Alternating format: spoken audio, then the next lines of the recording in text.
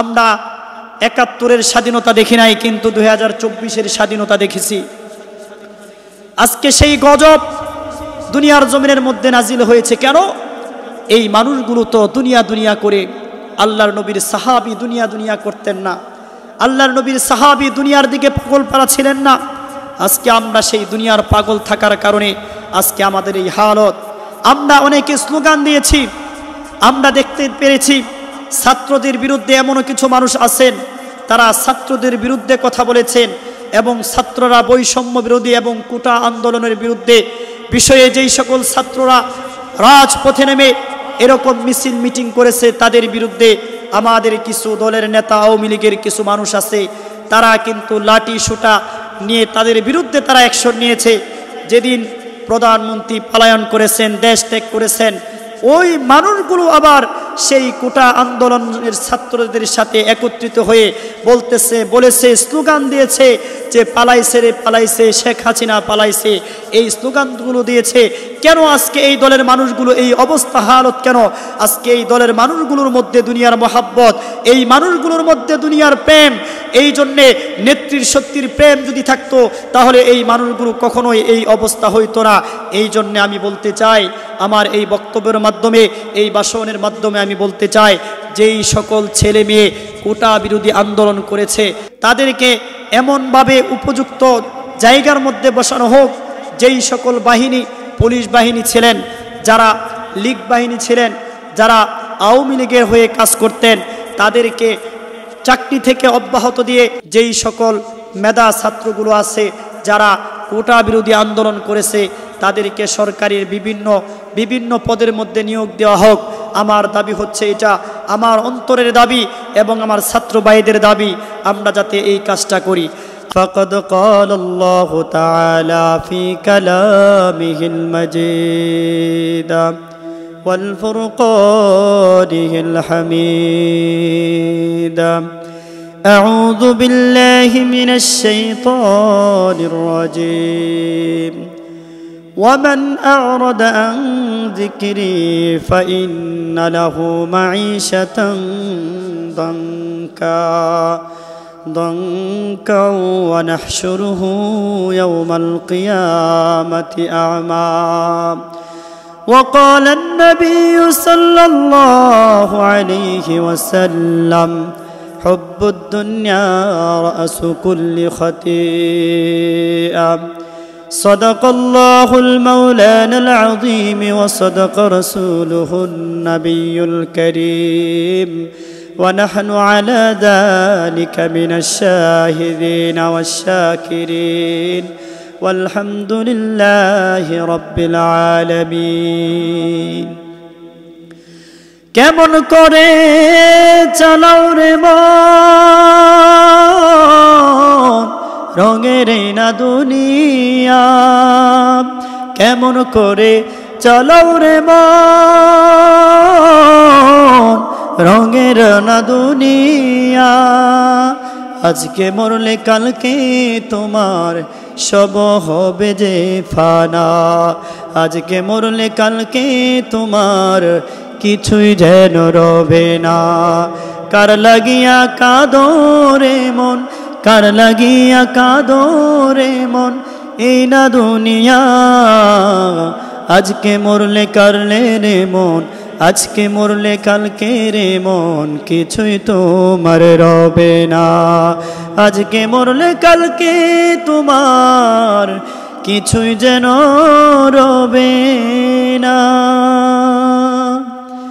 আলহামদুলিল্লাহ, আল্লাহ তাআলার দরবারে লাখ কোটি শুকরিয়া আদায় করি যে আল্লাহ পাক রব্বুল আলামিন আমাদেরকে এমন একটি মজমা, এমন একটি মজলিসের মধ্যে আল্লাহ তাআলা আমাদেরকে আনায়ন করেছেন, বসার এবং আসার জন্য সুযোগ করে দিয়েছেন।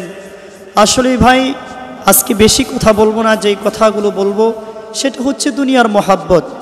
মানুষ দুনিয়ার মায়া, দুনিয়ার মহাব্বতের কারণেই আজকে পৃথিবীতে মানুষ এত হাহাকার, এত হইচই, এত হতাশা।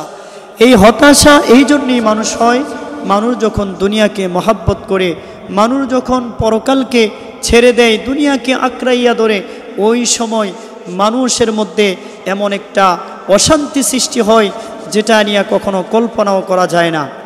যেমন বর্তমান দুনিয়ার দিকে আপনি তাকান, মানুষ দুনিয়ার মহাব্বত যখন বেশি করে মানুষ তখন চুরি করে, দুনিয়ার মহাব্বত যখন মানুষের বেশি থাকে তখন মানুষ ডাকাতি করে, দুনিয়ার মহাব্বত যখন মানুষের বেশি থাকে তখন মানুষ দুনিয়া নিয়ে চিন্তা করে, দুনিয়া নিয়ে পেরেশানি থাকে, দুনিয়া দুনিয়া করতে থাকে, আর দুনিয়া নিয়ে মানুষ জীবন যাপন করে। এই জন্য আল্লাহর নবী সাল্লাল্লাহু আলাইহি ওয়াসাল্লাম বলেন, এ মুসলমান ভাইরা আমার, প্যারা নবী জনাবে মুহাম্মদুর রাসূলুল্লাহ সাল্লাল্লাহু আলাইহি ওয়াসাল্লাম নবী বলেন, হুব্বুদ দুনিয়া রাসু কুল্লি খাতিয়া।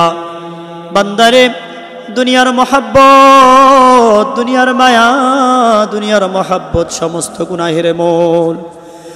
মানুষগুলো এত গুনাহ করে, মানুষগুলো এত অন্যায় অবিচার পাপাচার করে বান্দা, দুনিয়ার গুনার কারণে মানুষ, দুনিয়াকে যদি মানুষ মহাব্বত না করত তাহলে দুনিয়ার জমিনের মধ্যে তো মারামারি, কাটাকাটি, খুন খারাপি হতো না। লক্ষ্য করে দেখেন মুসলমান, আমার আল্লাহ রাব্বুল আলামিন বলেন, আল্লাহ রাব্বুল আলামিন কোরআনুল কারীমের মধ্যে বলেন, ওয়ামান আ'রাদা আন যিকরি ফাইন্না লাহু মাঈশাতান দানকা ওয়া নাহশুরুহু ইয়াওমাল কিয়ামাতি আ'মা। আল্লাহ রাব্বুল আলামিন বলে, বান্দা যখন দুনিয়া মহাব্বত করবে, দুনিয়াকে আঁকড়াইয়া ধরবে, দুনিয়ার প্রেম ভালোবাসা আমি রব আল্লাহ তাআলাকে ভুলে গিয়ে যখন বান্দা দুনিয়াটাকে এমনি প্রাধান্য দিবে, রে বান্দা আমি রব আল্লাহ তাআলা তোমার জন্য দুনিয়া সংকীর্ণ করে দিব। এ মুসলমান লক্ষ্য করে দেখেন, এ মুসলমান লক্ষ্য করে দেখেন, বর্তমান জালিম সরকারের দিকে তাকান। এই যে এত আন্দোলন, এত কিছু, তারপরেও সে ক্ষমতা থেকে পিছপা ওঠে না। কারণ কি রে মুসলমান, লক্ষ্য করে দেখেন, দুনিয়ার মহাব্বত যদি তার না থাকতো তাহলে সে কখনোই, তার এই পরিণতি, তার কখনো এই অবস্থা হতো না। আজকে দুনিয়ার মহাব্বতের কারণেই তো এই হালত। আজকে যদি দুনিয়াকে মহাব্বত না করতেন, দুনিয়াটাকে যদি প্রাধান্য না দিতেন, তাহলে কিন্তু আজকে তার এই অপমান, এই লাঞ্ছনা গঞ্ছনা আজকে হতো না। এই জন্য আল্লাহ রাব্বুল আলামিন বলে, বান্দারে লক্ষ্য করে দেখো, দুনিয়ার দিকে তাকাও, দুনিয়ার দিকে তাকাও। ওই যে আল্লাহর নবী সাল্লাল্লাহু আলাইহি ওয়াসাল্লাম কেমন সাহাবী ছিলেন, কেমন জিন্দেগি পরিচালনা করেছিলেন, আল্লাহর নবী সাল্লাল্লাহু আলাইহি ওয়াসাল্লামের দিকে তাকান। এর পূর্বে আমরা যদি আমাদের বাংলার জমিনের দিকে তাকাই, আজকে তাকাইয়া দেখেন, এই যে প্রধানমন্ত্রী শেখ হাসিনা, আজকে দুনিয়ার মায়া থাকার কারণে, তার দলের মায়া থাকার কারণে মানুষ কেউ কাউকে জানাইতে পারে নাই। শুধু প্রধানমন্ত্রী পদত্যাগ করবে এই কথাটা তারা একটু শুনতে পেরেছে, এর মধ্যেই বাংলার জমিন থেকে এমপি মন্ত্রী পলায়ন করতে বাধ্য হয়েছে। যেই প্রধানমন্ত্রী এত উন্নয়ন, এত কিছু করেছে, তারপরেও তার বাংলার জমিনের মধ্যে ঠাঁই হয় নাই। কারণ কি রে মুসলমান, দুনিয়ার মহাব্বত, দুনিয়ার মায়া যদি তার মধ্যে না থাকতো, এই ক্ষমতার লোভ যদি তার মধ্যে না থাকতো, তাহলে দুনিয়ার জমিন তার জন্য কখনোই সংকীর্ণ হইতো না। এই জন্য আল্লাহ রাব্বুল আলামিন বলেন, ওয়ামান আ'রাদা আন যিকরি ফাইন্না লাহু মাঈশাতান দানকা ওয়া নাহশুরুহু ইয়াওমাল কিয়ামাতি আ'মা। আল্লাহ রাব্বুল আলামিন বলে, বান্দা এ দুনিয়ার মানুষ তাকাইয়া দেখো, বর্তমান যেই প্রধানমন্ত্রী 40 মিনিট 45 মিনিট পেয়েছে সময় বাংলাদেশ ছেড়ে পলায়ন করতে। কেন রে মুসলমান, আজকে দেশের কাজ তো কম করে নাই, দেশের কাজ তো কম করে নাই, দেশের উন্নয়ন তো কম করে নাই, কিন্তু দুনিয়ার মহাব্বত, নেতার দুনিয়ার মহাব্বত, নেত্রীর দুনিয়ার মহাব্বত, এমপির দুনিয়ার মহাব্বত, মন্ত্রীর দুনিয়ার মহাব্বত, ছাত্রলীগের দুনিয়ার মহাব্বত। এই জন্য লক্ষ্য করে দেখেন, দুনিয়ার মহাব্বত থাকার কারণে তার এই হালত। কেউ কাউকে দেখে নাই, কেউ কাউকে নিয়ে যায় নাই। যার যার মতে মতে যে যেমন জীবন বাঁচানোর জন্য চেষ্টা করেছে। আর তাকাইয়া দেখুন আমার আপনার নবী জনাবে মুহাম্মদুর রাসূলুল্লাহ, প্যারা নবী আমার, এই যে তাকাইয়া দেখেন জনাবে মুহাম্মদুর রাসূলুল্লাহ আবু বকরকে বলেছেন, আবু বকর আমি নবী তোমাকে হিজরতে নিয়ে যাব, আমার সাথে তোমার হিজরতে যাওয়া লাগবে। আবু বকর সিদ্দিক রাদিয়াল্লাহু তাআলা আনহু কেমন নেতা, কেমন তার কর্মী, যেমন নবী তেমন তার সাহাবী হযরত আবু বকর রাদিয়াল্লাহু তাআলা আনহু। চিন্তা করে দেখেন ওমরে ফারুক রাদিয়াল্লাহু তাআলা আনহুর দিকে তাকান, ওসমান, আলী, আবু বকরের দিকে তাকান, প্রত্যেকটা সাহাবী নিজের জীবন দিতে রাজি, কিন্তু রাসূলের প্রেম ভালোবাসা তাদের মধ্য থেকে সরতে রাজি নয়। আল্লাহর নবী শুধু বলেছেন যে আবু বকর আমি তোমাকে নিয়ে হিজরতে যাব। এই জন্যে যেই সকল মানুষ, যেই সকল ভাইয়ের আমার মক্কা মদিনায় গিয়েছেন হিজরতে, মসজিদে হিজরা একটা নামের একটা মসজিদ আছে, সেই মসজিদে গিয়েছি। আজকে সেই মসজিদে মানুষগুলো গিয়ে কান্না করে, আজকে চিন্তা করে দেখেন আমাদের যেই বাংলাদেশের যেই হালত, আজকে যেই অবস্থা, আজকে আমাদের যদি এই দুনিয়ার মহাব্বত, এই প্রেম ভালোবাসা যদি এমন না হইতো, তাহলে কিন্তু আমরাও আমাদের যেই নেত্রী, আমরা যাকে আমরা প্রাণপ্রিয় নেত্রী বলি, আমরা যাদেরকে আমাদের অহংকার, আমাদের গর্ব মনে করি, আজকে কোথায় আমাদের সেই অহংকার গর্বের মানুষ? সবাই কিন্তু যার যার মতে মতে জীবন বাঁচানোর জন্য চেষ্টা করেছে। কিন্তু আল্লাহর নবী সাল্লাল্লাহু আলাইহি সাল্লামের দিকে তাকান, আল্লাহর নবী সাল্লাল্লাহু আলাইহি সাল্লাম আবু বকরকে যখন বললেন, আবু বকর রাদিয়াল্লাহু তাআলা আনহু কি করলেন? হযরত আবু বকর রাদিয়াল্লাহু তাআলা আনহু আল্লাহর নবী যখন দরজার মধ্যে টুকা দিলেন, যখন একটা মাত্র টুকা দিলেন, আল্লাহর নবী সাল্লাল্লাহু আলাইহি সাল্লামের ডাকে আবু বকর সাড়া দিয়ে দিলেন। আল্লাহর নবী বলে, আবু বকর তুমি কি রাত্রে বেলা ঘুমাও না রে আবু বকর? আবু বকর বলে, ওগো নবী আপনি যখন বলেছেন আমি আবু বকরকে নিয়ে আপনি হিজরতের মধ্যে যাবেন, আমি আবু বকরকে নিয়ে আপনি হিজরতে বের হবেন, নবী গো আমি কখনোই বিছানার সাথে রাত্রিবেলায় আমি পিঠ লাগাই নাই। ও নবী আপনি আমাকে রাত্রিবেলা রাখবেন আর আপনি ডেকে আমার দরজার সামনে দাঁড়িয়ে থাকবেন, আপনার কষ্ট হবে নবী গো, আপনি কষ্ট করবেন, আর আমি আবু বকর বিছানার সাথে শুয়ে আরাম করব, আমি এমনটা কখনোই নবী গো আমি করতে পারি না। আজকে চিন্তা করে দেখেন নবীর প্রেম ভালোবাসা আবু বকর কিরকম করেছেন। আল্লাহর নবী বলেছেন যে হিজরতে যাবেন, আবু বকর রাত কি রাত, দিন কি দিন অপেক্ষা করেছেন, অপেক্ষার প্রহর গুনেছেন, অপেক্ষায় থেকেছেন যে রাসূল কখন আমাকে ডাকবে, আমি রাসূলের সাথে যাব। এই যে এই অবস্থা, এই হালত, আজকে আমাদের বাংলাদেশের এই দৃষ্টির দিকে দেন, দৃষ্টি তাকান, বাংলাদেশের দিকে তাকান, তাকাইলে দেখবেন আসলেই এই মানুষগুলোর মধ্যে দুনিয়ার মহাব্বত, এই মানুষগুলোর মধ্যে দুনিয়ার প্রেম, এই মানুষগুলোর মধ্যে দুনিয়ার ভালোবাসা। আজকে এই ভালোবাসা থাকার কারণে এত উন্নয়নের জোয়ার থাকার পরেও এই যে যার যার অবস্থান থেকে যে যেমনি পালাইছে, যে যেমনি পেরেছে তেমনি পলায়ন করেছেন। আজকে এই হালত হয়েছে কেন? আল্লাহ তাআলার লানত, অভিশাপ, আল্লাহ তাআলার গজব তাদের উপর নাজিল হয়েছে। এই যে আয়নাগর নামের একটা ঘর আপনারা শুনেছেন, আয়নাগর, এটা আমার জিন্দিগিতে, আমার জীবনেও আমি দেখি নাই। আমাদের মুসলমান দেশ, আজকে মুসলমানের রাষ্ট্রে আজকে আয়নাগর কেন? সে কি ইসলামের বিরুদ্ধে কথা বলে? সে কি কোরআনের বিরুদ্ধে কথা বলে? সে কি আল্লাহর রাসূলের বিরুদ্ধে কথা বলে?